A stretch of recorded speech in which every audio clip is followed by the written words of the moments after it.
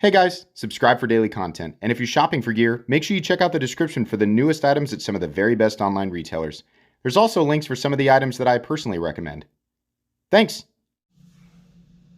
What's going on YouTube? Metal Complex here, and today I've got a not so complex quick review of the QSP Osprey, which is a really great budget option. This knife is available by the time you guys are watching this video. It'll be available. I'll link it right down below so you can check it out.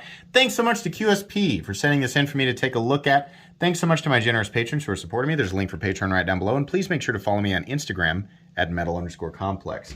Let's go ahead and get a measurement of this guy. Overall length of the QSP Osprey, however you want to pronounce that, is coming in at about 7.5 inches. Blade length is about 3 1/4. The cutting edge is about 3 inches. Real simple, straightforward measurements there. How about some size comparisons up against the Ontario Rat Model 1 and the Ontario Rat Model 2? It's definitely a bit closer to the Rat 2, but still a little bit bigger. Let's just do a couple more up against the Spyderco Para 3. Very similar in overall size to the Para 3, except it's got more cutting edge. And then finally, the Benchmade Bug Out, which again, it's similar to an overall size, just dimensionally, it's different. Let's go ahead and do carry profile. So thickness, by the way, the action is nice, about what you'd expect from QSP, from those of you who are familiar with them. Thickness up against the Spyderco Para 3, it's about exactly the same. And we've got both steel liners and micarta scales. Length and height up against the PM2 and Para 3. It's about the same in handle length as the Para 3. It's definitely shorter than the PM2. Low profile flipper tab, so nowhere near as tall as the PM2 or Para 3. Should be pretty easy to carry. Materials, we have 14C28N, which is awesome considering the price on this. And we have some full steel liners, and we have micarta scales. Weight, I'm gonna guess this weighs something like 3.5 ounces, but I honestly don't know. I haven't checked it yet. Nope, it weighs less than that, 3.17 ounces, which means it's got fantastic ratios if you subscribe to the whole, ounce and inch thing as far as weight to blade ratio. Very good. Let's do a hardware check. I'll get out my tools as per usual. My tools are very inexpensive and very recommendable. You can find them right down in the description where I talk about the tools I use in this channel. The pivot is going to be a T8. I'm not even going to check the hardware screws. They're T6, and the pocket clip screw is also a T8 screw. Pretty minimal hardware, not a big deal on the T6 screws. Just make sure you've got quality tools and a place to put your hardware, and you should be a-okay. Blade stock thickness, let's go ahead and measure that. This looks to be something like 115 thousandths. That's my guess, 115 thousandths. Yeah, almost exactly 113 thousandths or so. Probably 115. Plenty appropriate for this type of knife. So, moving on here into the main part of the review, we have a very straightforward, very simple profile here. There's nothing being done here that we have not seen before. We have a simple, easy to access liner lock, a simple low profile flipper tab, a knife that runs on bearings, simple sandwich construction, right? Basically what this is a very straightforward, cost-efficient tool. This is a budget knife that is, they've taken everything that people prefer in their knives, like even now the steel. 14C28N is arguably the best steel that you can get on a budget knife, right, that's consistently available. I understand periodically they do special edition runs where you can get a really great steel for like 70, 75 bucks. But as far as something that they could consistently manufacture for this price, yeah, 14C28N is fantastic. Very tough, very easy to sharpen, great edge retention and good corrosion resistance. Great edge retention versus other steels you'll see at this price point, right? The micarta looks pretty good. These will come in a wide variety of different colors and materials. Some, handle materials will cost a little bit more money, but this basic micarta will not cost very much. As per usual, QSP bringing excellent fit and finish to the table for the price. It's pretty impressive what they're able to do. A lot of people would argue that they are the kings of the budget knife world, and I am one of those people. I think that they consistently beat out. They're not on top in terms of popularity, but they consistently beat out other companies in terms of what you are getting for the money that you're spending. If you're looking to maximize your dollar, QSP has your back. They make the best budget knives, dollar for dollar, in the world, in my opinion. So lots of good competition out there. They just do the best job.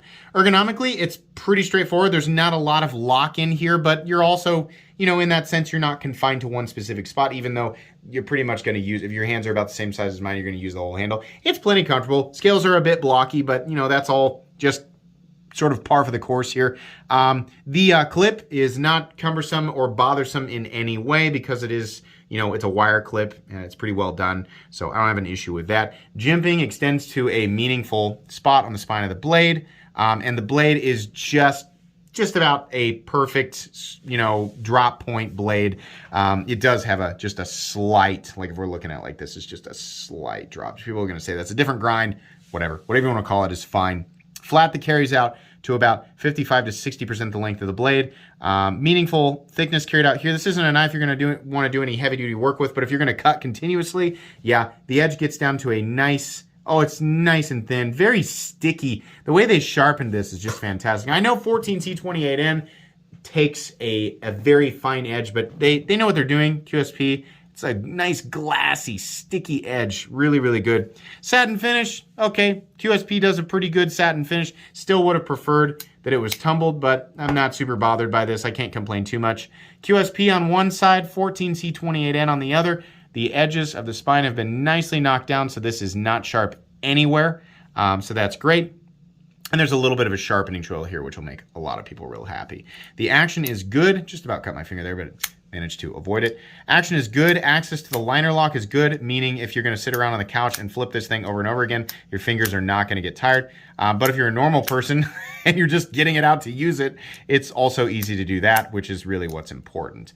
Action is fine. It's a little bit of a shake shutter. Needs a little bit of encouragement there, but nice and smooth and consistent given the price point, so I don't really have an issue with that. We have a micarta backspacer, and they've opted to put the lanyard hole on the backspacer, which is fine. Don't mind that at all. Kind of wish that they were all bars now, but this works as well, right? For whatever reason, we have a screw that's being prioritized over the position of the clip, but the clip doesn't necessarily need to be any deeper than it is, so I suppose I can give that a pass, right? This is your carry depth, so that's fine. Wire clips are good. I really wish that they had cut it off about right here so that it would rise to meet whatever thickness of pocket seam, but they opted for a bill that slants slightly downward, which is going to make it a bit frustrating if the thickness of your pocket seam is, you know, makes it taller than the end of this bill. That's a pretty nitpicky little thing, but it is going to affect some people. But for the most part, in and out of the pocket, it's just fine. We have let's take a look here. We have an internal stop pin that's going to follow the blade. If I can, there it is. You can see the bar. It's going to follow the blade, and it's going to fall into place. There's little milled out areas in there, right, to accept the stop. And that's great. The design is real good. That's nice and strong. Helps with lockup since there are two other points of contact, one on either side of the blade in the locked out position. So that is really good. The liner lock is locking up at about 50%. Pretty thin liner lock, pretty thin blade stock. So that's just how it's going to be, and that's fine. No blade play, up, down, left, or right. No lock stick. No pivot lash. Nice clicky detents. How's the centering? I've been flipping it quite a bit, so it looks to be kind of, you know, sneaking over to the right a bit. Let's give it just a quick turn and see if we can bring it back, because that'll happen. Pivots come loose. Coming back just a little bit. How about a little bit more? Can we get you a little bit more there? Let's see. It's still off just a little bit, and now we're actually a little bit too tight. So this is one of those where you probably would need to do the centering trick, which I've done many, many times on camera. If you get yours and it's just a hair off center like this, the trick is to take a piece of paper and wedge it in here, right? First of all, back out. Just back this out a little bit. Back out your body screws, right? Just a little bit. Then you're going to wedge it over to the side you want it to scoot towards, right? And then you're going to tighten down the pivot all the way to the point where it would be way too tight. Crank it all the way down.